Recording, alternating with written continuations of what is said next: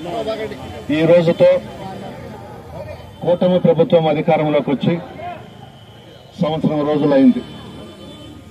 చంద్రబాబు నాయుడు, పవన్ కళ్యాణ్ ఇద్దరూ కూడా ఎన్నికల ప్రచారంలో వాగ్దానాలు చేసి అధికారంలోకి వచ్చి ప్రజలను మోసం చేసిన విషయం మీ అందరికీ తెలిసిందే.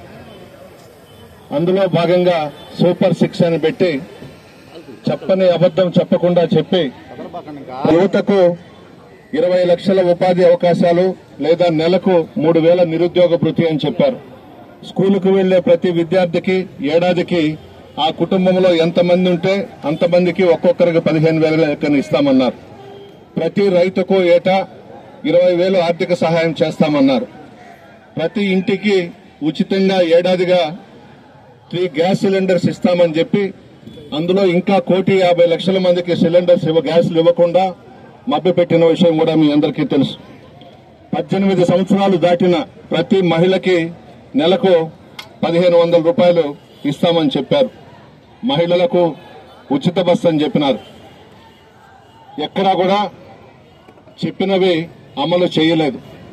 ఈ సంవత్సరం రోజుల్లో చంద్రబాబు నాయుడు, పవన్ కళ్యాణ్ చేసింది ప్రతి గ్రామంలో 3 నుండి 4 బెల్ట్ షాపులు, పెద్ద గ్రామాల్లో 10 నుంచి 15 బెల్ట్ షాపులు పెట్టి ప్రజల జీవితాలతో చెలగాటమాడుతూ పసుపు కుంకుమాలను అవమానిస్తా ఉన్నారు. రికార్డు స్థాయిలో గంజాయి సప్లై జరుగుతూ ఉంది ఈ రాష్ట్రంలో. పట్టించుకున్న ముఖ్యమంత్రి లేడు, ఉప ముఖ్యమంత్రి లేడు, మంత్రులు లేరు, జిల్లాలో ఎమ్మెల్యేలు లేరు. ఈ గంజాయి వల్ల విద్యార్థులు, ఇంజనీరింగ్ కాలేజెస్ లో చదివే విద్యార్థులు, డిగ్రీ కాలేజీల్లో చదివే విద్యార్థులు చాలా మంది దీనికి అలవాటు పడి ప్రాణాలు కూడా కోల్పోతా ఉన్నారు. మర్డర్స్ చేస్తా ఉన్నారు గంజాయి తీసుకొని. వీటిని ఇంతవరకు అరికట్టలేదు. అదేవిధంగా పేదలకు రేషన్ కష్టాలు. జగన్మోహన్ రెడ్డి గారు ముఖ్యమంత్రిగా ఉండగా రేషన్స్ కు సంబంధించి వెహికల్స్ పెట్టి నేరుగా ఇంటికే చేర్పించే విధానం తీసుకొచ్చి భారతదేశ చరిత్రలోనే ఎక్కడా లేని విధంగా జగన్మోహన్ రెడ్డి గారు అమలు చేస్తే ఈ రోజు చంద్రబాబు నాయుడు దాన్ని తీసివేసి ఈ రోజు రేషన్ షాపుల దగ్గర అవ్వాతాతలు పడుతున్నటువంటి బాధలు మీరు చూస్తా ఉన్నారు టీవీ ఛానల్స్ లో. నిన్ననే ఒక మహిళ కూడా చనిపోయింది. దాదాపు 9,200 వెహికల్స్ ఆపరేటర్లు ఆధారపడి దాని మీద జీవనం గడుపుతుంటే వాళ్ళ పట్టగొట్టిన ఘనత కూడా చంద్రబాబు నాయుడు. ఇవన్నీ ఒక్కసారి చూస్తా ఉంటే బాధేస్తుంది. వాలంటీర్స్ విషయం తీసుకోండి. నెలకి 10,000 ఇస్తామన్నారు, కంటిన్యూ చేస్తామన్నారు. ఈ రోజు వాలంటీర్స్ కి కూడా పంగనామాలు పెట్టేశారు. జగన్మోహన్ రెడ్డి గారి ప్రభుత్వంలో వాలంటీర్స్ వ్యవస్థ చాలా బాగా పనిచేసింది. ప్రతి ఇంటికి వెళ్లి పెన్షన్లు అందజేయడం, చిన్న బిడ్డలైనా కూడా చాలా బాగా కష్టపడి పనిచేశారు.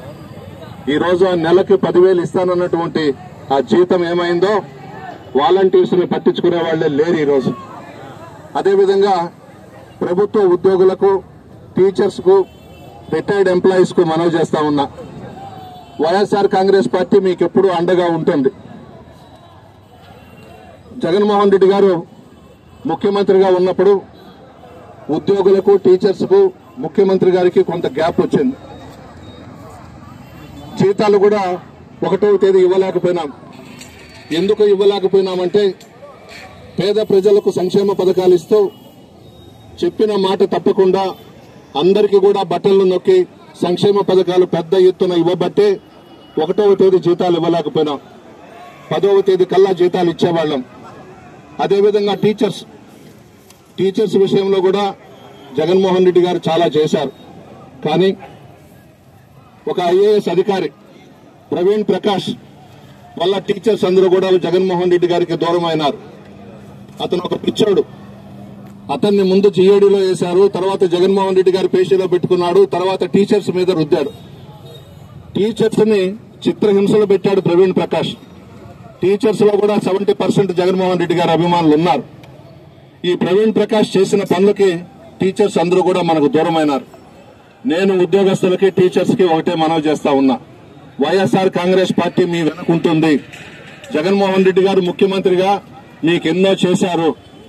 మరలా ముఖ్యమంత్రిగా జగన్మోహన్ రెడ్డి గారు ప్రమాణ స్వీకారం చేసిన తర్వాత మధ్యవర్తులు లేకుండా మీరే నేరుగా జగన్మోహన్ రెడ్డి గారితో మాట్లాడే ఏర్పాట్లు నేను సీనియర్ గా ఉన్నటువంటి నాయకులందరం కూడా చేస్తాం. ముఖ్యమంత్రికి ఉద్యోగస్తులు వారధులు లాంటి వాళ్లు. మనమందరం కలిసి చేస్తేనే ప్రభుత్వం ముందుకు నడుస్తుంది. సంక్షేమ పథకాలు మనం ఇవ్వగలుగుతాం. ఉద్యోగస్తులను కూడా దగ్గర పెట్టుకుంటాం, టీచర్స్ ని దగ్గర పెట్టుకుంటాం, గౌరవంగా చూస్తాం. మీ సమస్యలు ఏదైనా ఉంటే ముఖ్యమంత్రి జగన్మోహన్ రెడ్డి గారి దగ్గరనే కూర్చోబెడతాం. మీ అందరి ఆశీర్వాదం జగన్మోహన్ రెడ్డి గారికి ఉండాలని చెప్పి కోరుకుంటా ఉన్నాను.